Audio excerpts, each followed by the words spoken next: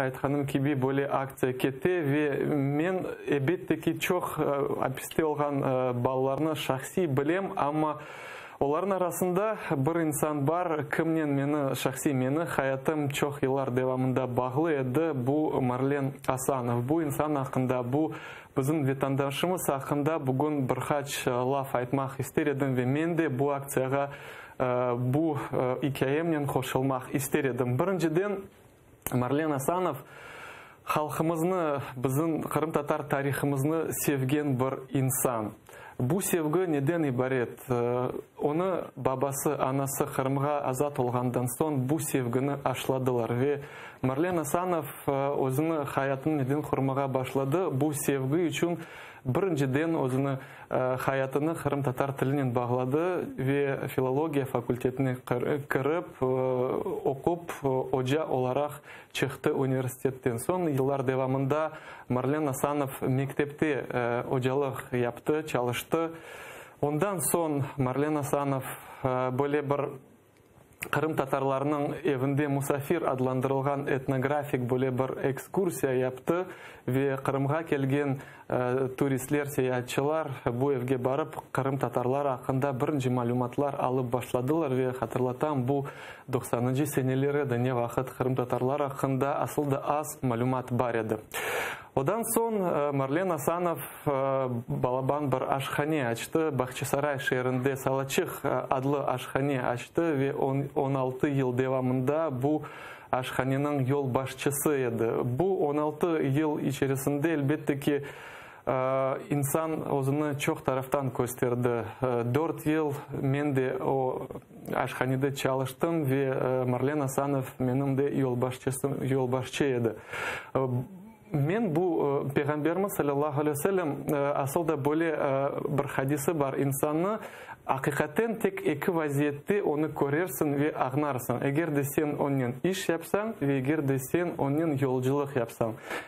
Бұл екі шейін мен де көрдім Марлен Асановнен. Біріншіден айтқаным кеби 4 ел девамында мен оның ашханесінде çalıştым ve екіншіден Марлен Асановнен бері 2016 сенесі біз ажылыққа барған едік. Ve оның үшін мен саям ақым бар ки бұл инсан ақында өз малюматларымнен сізнен бөлішмеге. Асылда бұл инсан иш олсын, хоранта олсын, халық проблемлері олсын, вақыт, насыл айтайым, бұл меселерге қайғыруғнен бақайды. Өз вазифелерін ең güzel шекілде япмақ талап етеді. Ве 40 инсандан зияде ашханеде çalışайды. Ве сіз тек шөшіні бақыңыз, инсанға отапайды вақыт, оны алыны білмеге, дұрымыны білмеге, насыл ода олған проблемлеріні огренмеге ве оларны чезмеге тырышмаға. Ве мұнда фарқ еді, бұл бухгалтер ма, яда қарауыл. О инсанларға бақайды инсан кебе. Бақмайды о беллі ма, намлы ма, шарыфлы ма, яда жоқ. Әлбетте 2014 сенесінден башлап Қырымда вазиет деңішті, Қырым ишғал түбінде қалды ве базы ветандашларымыз өз хаятындан телюкелер көріп, қорқып, мejbur олдылар ярымаданы ташламаға.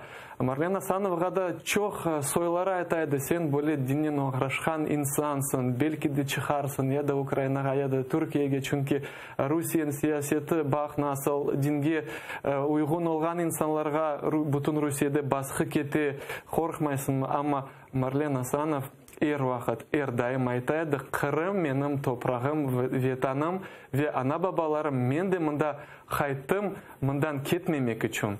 Ве бір шеге бақмайып, Марлен Асанов Қырымда қалмаға девам етеді. Бұндан соң, білеміз ки 2015 сенесінден Қырымда башладылар, тинтулер башладылар біздің ветандашларымыздың апислерге бірақмаға. Әлбетте ки башладылар, хоранталар қалмаға, балалар қалмаға, бабасыз, шорбаджысыз ве бұл ақта Марлен Асанов дайым бұл хоранталарға өзіні ярдымыны дестегіні көстермеге вақыт талап етеді. Ве асылды тек оларға дегілді. Мен шупеленмейіп айтам, насыл инсан, насыл бір проблемнен о инсанға келмесе, о вақыт чаресini тапмага кыдырайды, насыл бу инсанга ярдым этмеге. Ve asılda bu pek mühim. Niçin? Çünkü bugünkü günde çok insanlar var, nasıl yaşarlar böyle bir kaideyle, моя хата с края, ничего не знаю. Men işte özüm güzel yaşayım, maga sıcak, kursağım tok, maga bir şey gerek mi? Yok. Süleyman Marlen Asanov her vakit aksine, her vakit düşünüyordu kalganları hakkında. Ve birkaç damır mühim şeylerini aytmak istedim saygılı teleseyirciler. Birinciden bu insanın aytkan sözlerinden yapkan işleri bir vakit farklı olmaydı. Bugünkü günde çok insanı görmek mümkün, güzel laflar aytalar ama hayatına baksan onun hayatları aytkan laflarına oşamay. Ama Marlen Asanov her vakit mutlaka aytkanını yapaydı. Ve bu aytkan ve yapkan şeylerinde men şahsi çok cesurluk da görüyorum. Misal olarak 2014 senesinden Marlen Asanov'nun kafesinde çok baskılar var edi, tintuvlar geçirilgen edi ve bundan son kafege birkaç kere böyle aklımda var vaziyet FSB xadimleri kirip bir sefer işte tapçanlarga ayakapnen çıkan edi ve Marlen Asanov onların yanına gelip böyle cesur olarga aytты, егер де siz benim aşhanemde, meni kaydelerim kili oturmasanız, özünüzün alıp barmasanız, ketiniz bundan. Ve o mecbur etti bu FSB'şniklerini ayakaplarını çıkarmak ve bağışlap soramağa. Bu cesurluk değil mi? Ve sonraki aytacağım saygılı teleseyirciler, böyle dinimizde mühim bir şey var. Yani yazıklar olsun ki çok vatandaşlarımızda görmeyimiz. Güzel yapkan hareketlerini saklamak cemaattan. Bilemiz ki yazıklar olsun bir insan 5 kapıklık yaxşı şeyini yapsa birden herkesge göstermege talap eti. Böyle çok vaziyetlerini göremiz. Ama Marlen Asanov aksine çok yapkan işlerini o saklaydı. Göstermedi, insanlar aytsınlar da men yardım ettim boğa, onu yaptım boğa, bunu yaptım ve aksine bunu hepsini saklaydı ve en böyle bir balaban şeyini o saklaydı, bir kimsege aytmaydı ve tek birkaç insan onu bileydi. Men bilmeyim, belki de şimdi o meni eşitse açulanar edim ama men şimdi sayam bunu aytmak layıktır.